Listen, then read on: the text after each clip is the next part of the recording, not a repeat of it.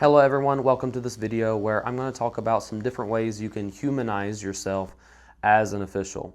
Now, if you've been anywhere around sports, you probably have heard or seen that officials are not really treated the best of the people in the gym. And so, if you are an official, you need to try as best as possible to humanize yourself.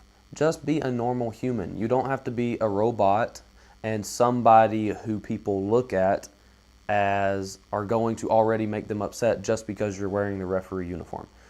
Okay? At the end of the day, everyone in the gym is people. The fans, the other officials, the players, the coaches, everybody. We're all people. And so these are a few of my tricks that I try to do whenever I'm trying to humanize myself on the floor. And most of these I try to do during dead ball situations because obviously during a live ball you have to be paying attention and you have the whistle in your mouth.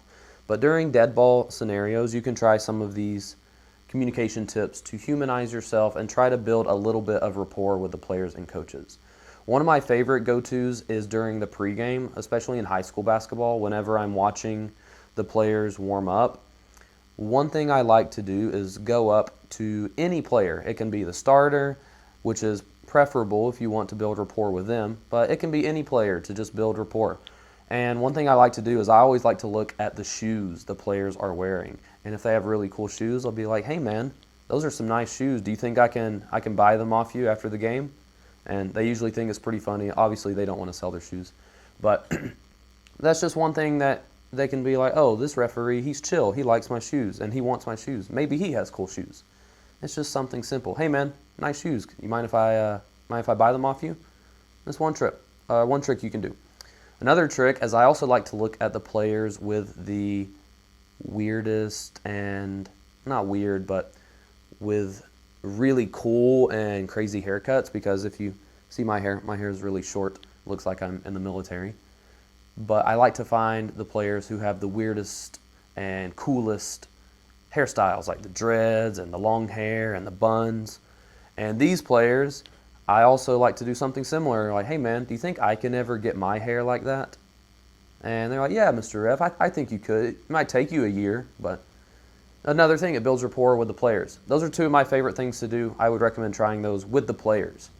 Now, with the coaches, there's two things that are kind of my go-tos for building rapport with the coaches, especially if it's at the beginning of a new quarter. If I'm near the bench, I will most of the time say this to a coach, especially if they have high energy.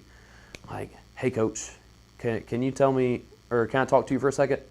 Can you tell me your secret on where you get that much energy? Because you're going to have to give me your tips, man. And they usually think that's pretty chill. Oh man, I'm like this. I have all this energy all the time.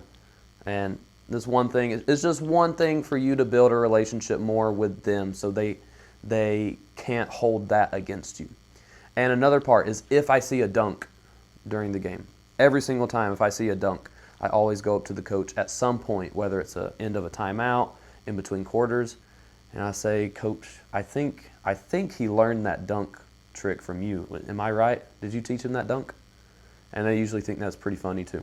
So I hope these tips work, and I hope they help you, and I really recommend you try them out, especially to build rapport with the players. See you in the next video.